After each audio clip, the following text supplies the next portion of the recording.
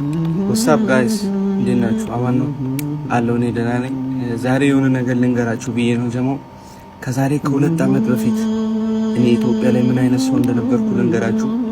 ከዛሬ ከ2 ዓመት በፊት ኢትዮጵያ ላይ እኔ ምን ልበላችሁ ጀማው፣ አንደኛ ቤት ውስጥ በቃ ዝም ብሎ የሚኖር ሰው፣ የአባቱን ነገር የሚጠብቅ ሰው፣ ከአባቱ እጅ የሚጠብቅ ሰው፣ ከአባቱ እጅ ከእናቱ እጅ የሚበላ ሰው አለ አይደል? በቃ ማለት አሁን ይሄ ምን ይጠበስ ሊያዝብራችሁ ይችላል። አሁን የኔን ቪዲዮ እያያችሁ የኔን እንቅስቃሴ የምታዩ ሰው ካላችሁ እንደዚህ አትሉ።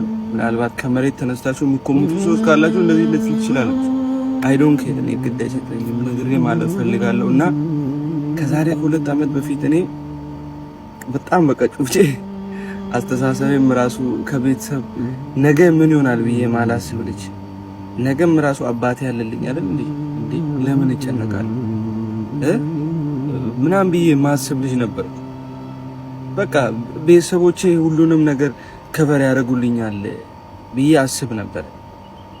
በደንብ ስሙ። በነገራችን ላይ በእኔ ሌቭል ያላችሁ ልጆች ማለት ነው ይሄን ነገር እና ከ2 ዓመት በኋላ ደግሞ አሁን ያለሁበት ደረጃ ዱባይ ላይ ነኝ ያለሁት።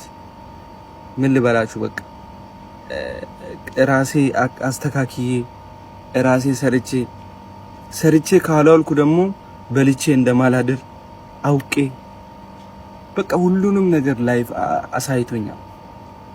አሁን እኔ እግዚአብሔር ይመስገን በ18 ዓመቴ እኔ ሰርቼ በላቤ እየበላሁ ያለሁት። ከዛም አርፎ ደግሞ በትንሹም ቢሆን ፋሚሊም እያገዝኩ ነው ያለሁት። ስለዚህ የኔ ነገር ምሳሌ ይሆናችሁ። ይመቻችሁ።